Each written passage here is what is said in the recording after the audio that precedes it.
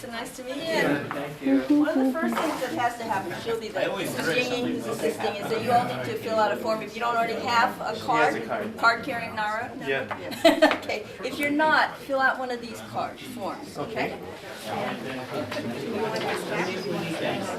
All those documents, including the Constitution and the Declaration of Independence, were basically falling apart and being neglected because there was no National Archives onward that actually applied to all Americans. This is the most famous one, Wong Kim Ark, and in his text, Sun Yat-sen, the father of modern China, he actually fooled the government into thinking that he was an American citizen born in Hawaii. In 1904, was actually able to go around the country raising money for the Chinese Revolution. You know what? He's the president of China. How could he be a Hawaiian? So that kind of. Here's the case of the person that, as far as we know, was detained the longest on Angel Island, and finally she was landed after 15 months of horrible suffering, in which she actually begged them to send her back to China because she couldn't stand it anymore there. This is An Chang-ho from Korea. He's the father of Korean constitutional democracy. He's sort of the Mahatma Gandhi of Korea. And here's a Japanese picture bride. We have several thousands of these files, like 1913 or 16. The San Francisco Call, they were being hysterical about the people from India. History never meant anything to me as a kid. I really never cared anything about history until now, because I'm tracing my own family's history.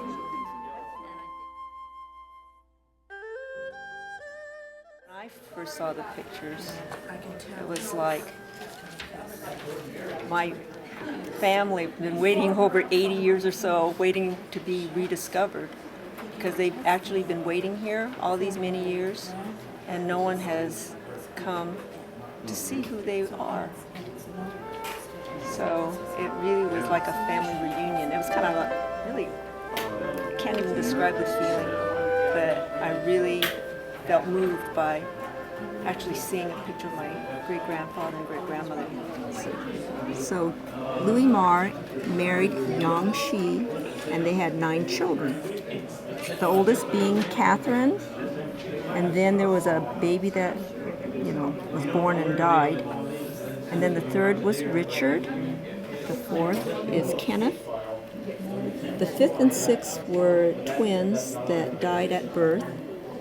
And then the seventh was John. John married Mary, and they had 2 children, Jackie and Gary. I can't imagine, what he had to go through. And so that's one thing these records won't show, is what they actually went through. Because they went through a lot.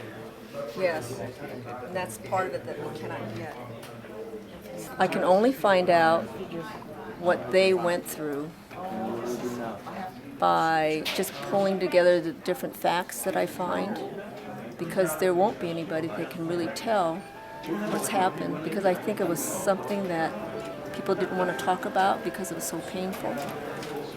So I only can gather what they went through based on the different things that I find.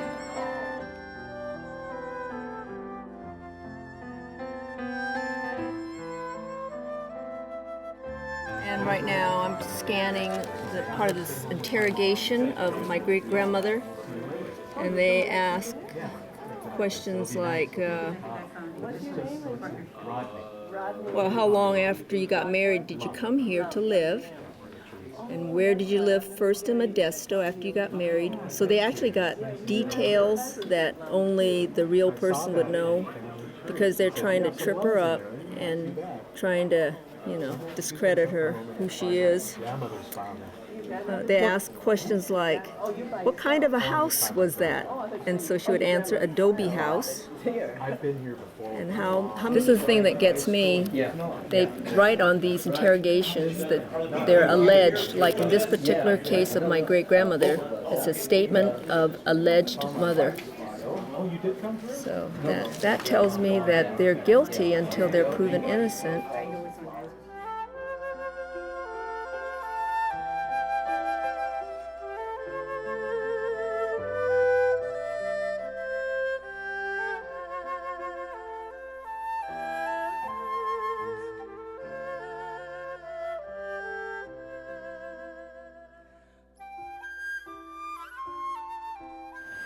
and it just showed that native of California or something like that. This document is from the Department of Commerce and Labor, Immigration Service. And my grandfather, Louis Marr, or great-grandfather Louis Marr, needed to go to China temporarily, and he's planning to come back.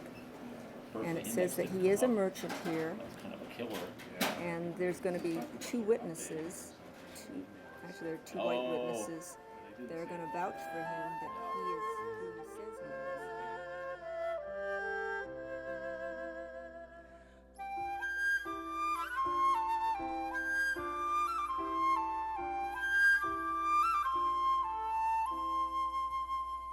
is. The 2 witnesses are Charles Abbott and D.C. Wood. So they will